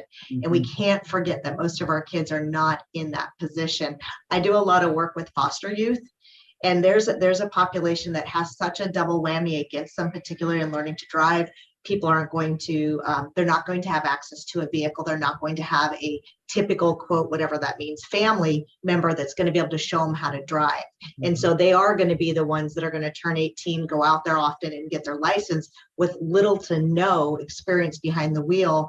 Their insurance company, if they're lucky enough, they're going to have the basic insurance, so their insurance company is not going to give them those discounts. So I think it's really important as we talk about technology, it is one solution, but we can't forget that the vast majority isn't going to have access to many of the things that several of us are privileged enough to have. Carly? I agree completely with Kelly. It is This technology is coming, but it is not broadly and widely available to the majority of the people at this moment. However, because it is coming, and honestly, people aren't going to be able to afford the new cars. They are not, and the majority won't, but they will. And within the next 5 to 10 years, they will be available in the used car market. And that's where education is going to be very critical. And so in order to get ahead of this power curve, we really do need to be thinking about this. Everyone on this committee should be thinking about this, but there's a lot of other folks that really need to be considering, how do we improve training on these technologies for our broad population? And how can we make sure we're reaching everyone, as Kelly suggested? Because the used car market it's going to be there, and we're going to be lost. So I would encourage all of us to really be trying to think about this and wrap our heads around it now. And definitely from a perspective of the board, one of the issues we've seen is not only people understand the technology, but not over relying on the technology as, hey, I can do bad behaviors because my car is going to save me. And we need to make sure people don't fall into that trap. Shayna. That's actually right along the lines of what I was about to say. I think a lot of teenagers don't realize that technology is the secondary source of safety in the vehicle. The primary source is yourself. And I think that also the driver's education programs are starting to maybe update their education, and they're teaching kids how to back out of spaces with a backup camera. And I think that is very silly, because let's think about how many kids in my school actually have a backup camera. Probably not a lot. So we go away from these original teachings of, how to do the hand here, straight back up, all of those things that we should be looking at doing. We're not, because we're rolling with technology and forgetting that the majority of the teenagers are not yet at that point. They may never get to that point, or at least not for a long time. So I think it's important that while we are updating our resources to teach students, we don't forget that while the technology is really awesome, really great, we need to also focus on still the primary skills of driving. Great. Sandy? No, I agree, Shane. I think that's a really good point. When my 2 children learned how to drive, we had 2 choices for them. And the car that they learned how to drive in was not the car that they got from mom and dad. So, there was that learning curve then that we had to adopt to. And a few weeks ago, I went home and drove my mom's car, who's 93 years old. I have a backup camera. And I was like, oh, wait, what do I do? So we become dependent on that too, as adults as well. So making sure that we're not becoming totally dependent on that. But the phone does have some apps that tell you about at least your speed. There's some things that come on that phone that most of the kids have that their car may not have, that could help with that, some of that technology. The other point I really wanted to make, though, Rob, is that continuing to communicate to parents that when they do buy that used car off of wherever, is they're checking to make sure all the recalls have been fixed. Even if it doesn't have all the bells and whistles, at least does it have any outstanding recalls on it, and getting that updated, because that's an education point for parents and teens to pay attention to the recalls that happen with that too. So I think don't lose that piece when we're talking about the technologies in the car as well. Yeah. Do you think parents understand the influence they have fully? I think sometimes we discredit our ability to influence our kids, but it sounds like you've worked on projects where helping parents understand that. We do. I mean, we've got some really good research that the youth tell us, they admire, as much as they would never say it out of their mouth, they admire and they pay attention to what their parents are doing. And so, although I remember having teens, my kids are in their 30s now, thank God. But I just tutored a young man yesterday, who's a junior, and you could tell in his mom's eyes, like, my God, what's happening to my child? They are still watching, and they do want to please you. In most cases, even in some really bad situations, the children want their parents to be pleased with their behavior and be proud of them. And so, yes, I do believe teens are watching, and parents have an influence beyond what they could understand Great. Haley. I would also just like to further what Ms. Pavoni said about the influence that parents have on teen drivers learning the ways of the road and how to keep themselves and others safe is all too many times tone and the way we communicate about these opportunities is crucial, because if parents understand that teen driver safety is important, or if they're enthusiastic about it, there's a huge difference between just thinking that it's important and actually being enthusiastic and being willing to be part of the solution. So encouraging parents and other figures in teen drivers' lives to take this opportunity in stride to help create a more safe environment for our teens and other people on the roadways is so important. Thank you. Shana? Yes, I'd like to bring spotlight to an incredible resource that SAD has. SAD teamed up with the National Road Safety Foundation to create a passport to safe driving. And this is an incredible resource. And if you really sit down and take those few minutes to look through it, it's just incredible. It's a toolkit for not only teens, but their parents as well. And they're available for anybody to order. And in there, it has different topics. And I think this is really great for maybe those parent-teen relationships that aren't super comfortable, where they can come up with these discussions on their own. You literally just take a card out. It's the coolest thing. You take a card out, it gives you a little topic. One might be obeying the speed limits. One side of it's going to offer teen tips for how a teen can make sure that they're obeying the speed limit. Some might be using the 3-second rule for following distance and just different other tips. And then the other side is going to be for parents on how to talk to your teen about this topic. And there are multiple cards, multiple topics in there. I would definitely recommend for any parents or teens on here today to definitely give that resource a look at, because I think it can really open some great conversations and help parents realize how much of an influence they really do have on their teens. Great. One thing that was mentioned about equity, and I don't know if the message is the same when we're talking to kids in a rural area versus an inner city area versus the suburbs. Can anyone talk about how we reach these different communities?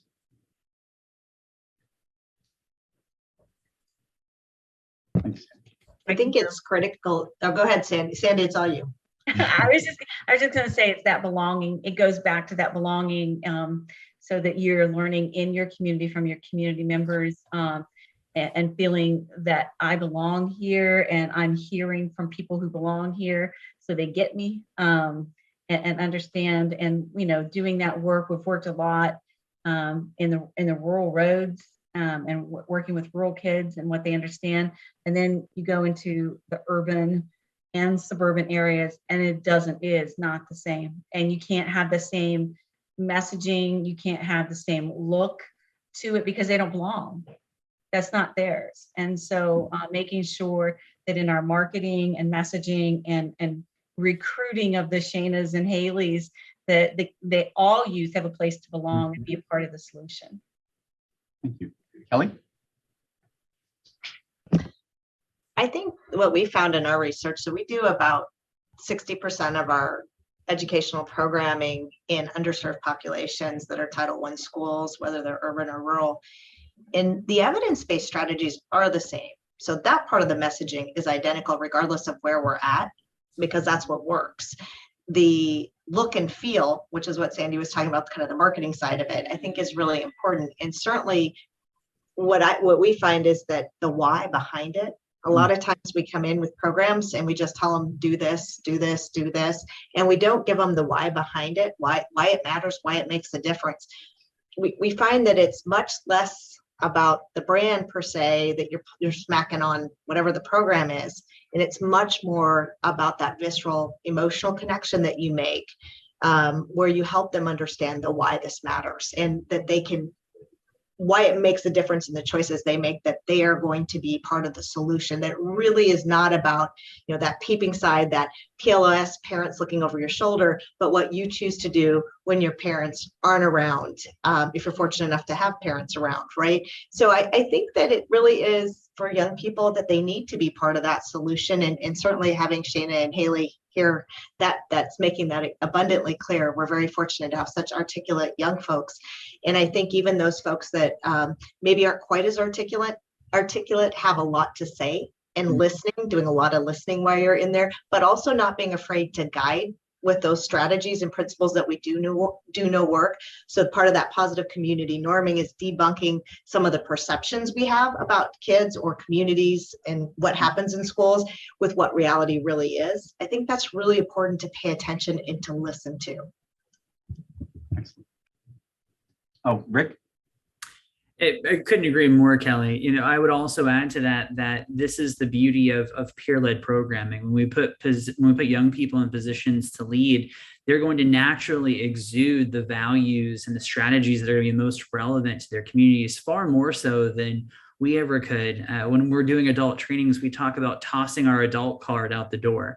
Obviously, it can be a little messy and a little bit more work to work with young people, just because it takes meeting on their schedule and in their ways, and we have to rid ourselves of our preconceived ideas of how we may have muted yourself.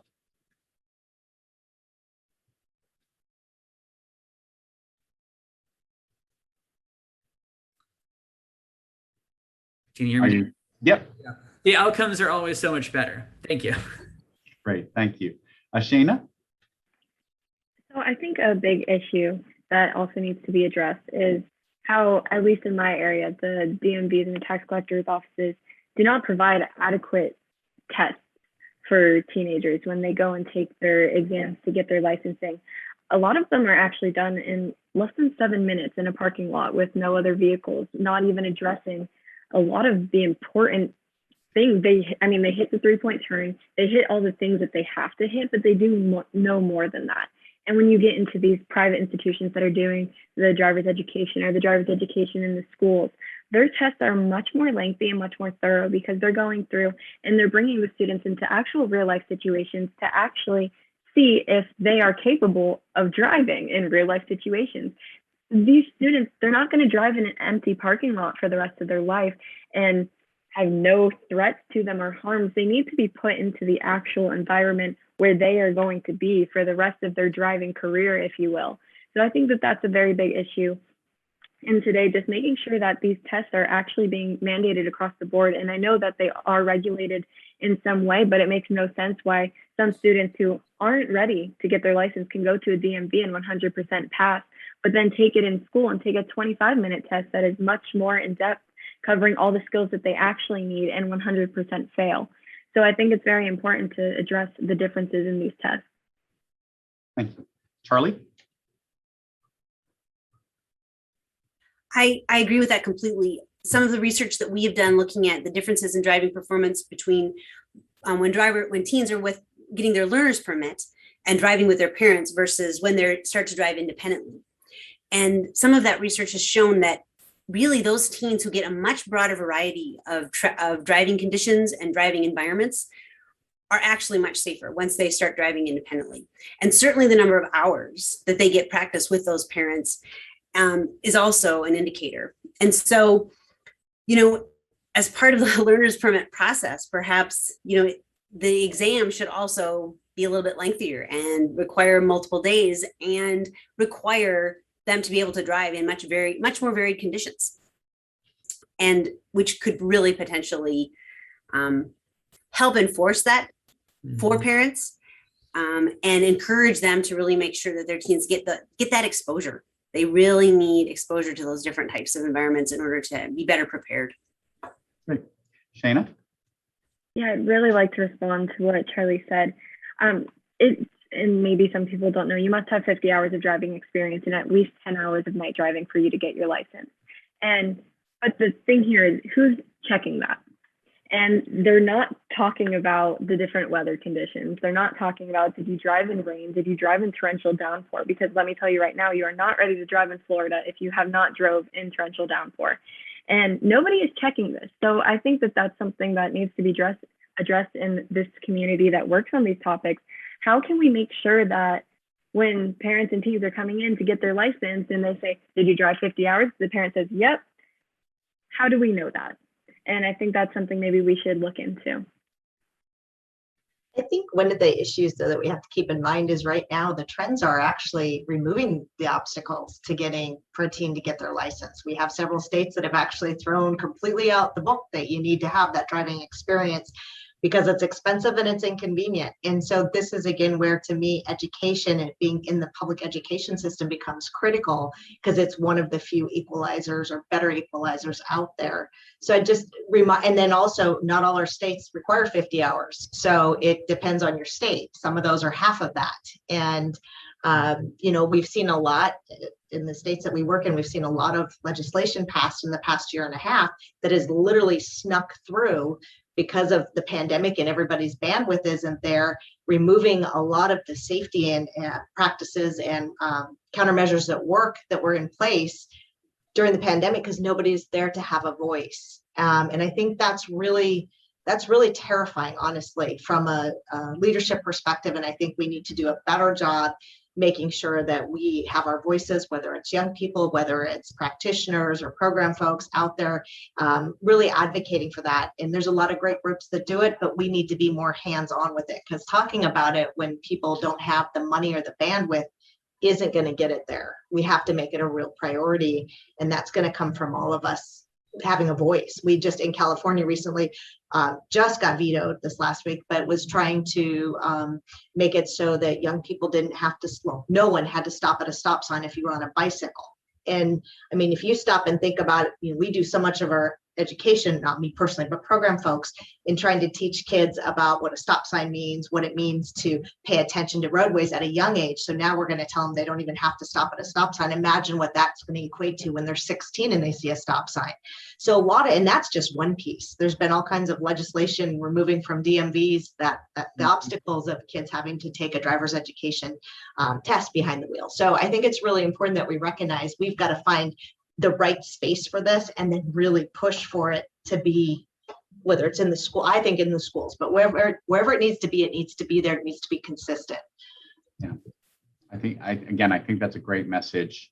And it's not about convenience. I think we need to communicate with parents that, you know, yes, they may not like driving their kids to places and want to get to the independence there, but you want to do it safely and that these are critical steps. One thing I think we all agree is we all are striving towards zero fatalities. And that is not a dream. That is a reality if we're willing to take the efforts. And I always think of aviation and commercial aircraft, and that was a goal long ago that people thought they'd never get. And here we are today, not seeing crashes of big aircraft happening. So as we close, you know, what are some final takeaways that each of you can give so that we can have that brighter, better future for teen drivers where we're reaching that zero fatalities? And I'll start with Rick. Oh, wow. Of course you did. It's the windows. It's the way the windows are. Yeah, I know. I'll let it slide this time, Rob. No, I'm kidding. You know, I think the power of peer-to-peer prevention is one thing that I'm going to walk away with here today. You know, I think we're in, like has been said, we're in great hands with folks like Haley and Shayna, and we really need to rely on them to help be a mobilizer to reach all of the other students that are in our hallways of our schools, that are in the streets of our communities. And so I think continuing to invest in that peer-to-peer approach with adult allies that are there to support them and cheer them on from the sidelines and give them the resources they need will be absolutely key. Great. Thank you, Rick. Sandy? Sure. I guess my final thought, to get towards zero, we're not going to get there if we don't prioritize teen driver safety education and making it equitable and fair for all youth. It's just going to be a barrier. That's our next generation, and we've got to invest in it. It's not free, and take ownership of it. I think it should be part of current technical education personally. You know, we're teaching the kids how to prepare to be successful in the workforce, but how do they get there? So somebody has to own it, and the money needs to be there, and it has to be a priority in the United States, or we're not going to get to zero. Yeah. Thank you, Sandy. Kelly? Since Sandy's borrowed the investing, because that was going to be mine, I'm just going to say to parents, remember the number one influencer, be the driver you want your child to be. Thank you. Charlie?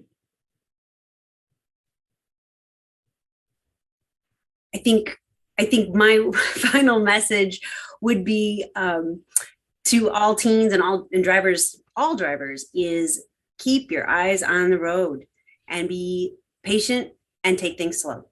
Mm-hmm. There is no reason, or there's no reason to go fast. There's no reason to be looking away and messing with other things. It's really critical to just pay attention and drive safe. Thank you, Charlie. And since we are talking about the future, I thought it'd be best to end with the future. So what are some of your takeaways you think we should come with today, Haley? I think one of the major takeaways for anyone who is listening to this roundtable today is to encourage students and to encourage parents and to encourage peers to take advantage of the opportunities provided for students being a part of FCCLA and other similar organizations, to take part in being the solution, and for parents being aware of the opportunities around them to have parameters set on phones and other similar opportunities so that we can all be a part of this solution together. Great, thank you. And Shayna? I'm also going to direct my message towards mainly teenagers, but really anyone on the call. Myself being a teenager in today's world where there are so many sudden changes and everyone has to be available to be flexible, there's this one thing that I would like to remind you all that always is going to stay the same. And that's making yourself and your safety your first priority. And that should always remain constant, because no matter what your parents, friends, neighbors, coworkers are doing, you should always do what you know is right, whether that's on the road or off the road. And you shouldn't let anyone steer you in any other direction, because really at the end of the day, you are protecting yourself. And that is the number one thing that you should always stand by. Thank you so much, Shayna. And again, one topic we didn't talk too much about today, which is critical for safety of young drivers, is the graduated driver's license and gradually giving that experience. I stayed a little bit away from it when people mentioned it, because on Thursday, we plan to have a full 2-hour session talking about graduated driver's licensing. And that's going to be from 2 to 4 on Thursday. I encourage everyone to join me in watching that. You can register for that event on the NTSB website at ntsb.gov. And I encourage everyone to do it, because it is a critical portion of making sure our young drivers are safe, and all drivers actually gradually get the training they need and get more responsibilities over time so that they can do so safely. So again, I'd like to thank every one of the speakers. Thank you so much for your time and your expertise. And thank you, Haley and Shayna. It's so good to see young people just embracing safety. It's obviously my passion, but it's so great to see when young people have that as a passion too. So I thank everyone for watching today. And again, I hope you would join us on Thursday as we discuss graduated driver's license. Thank you.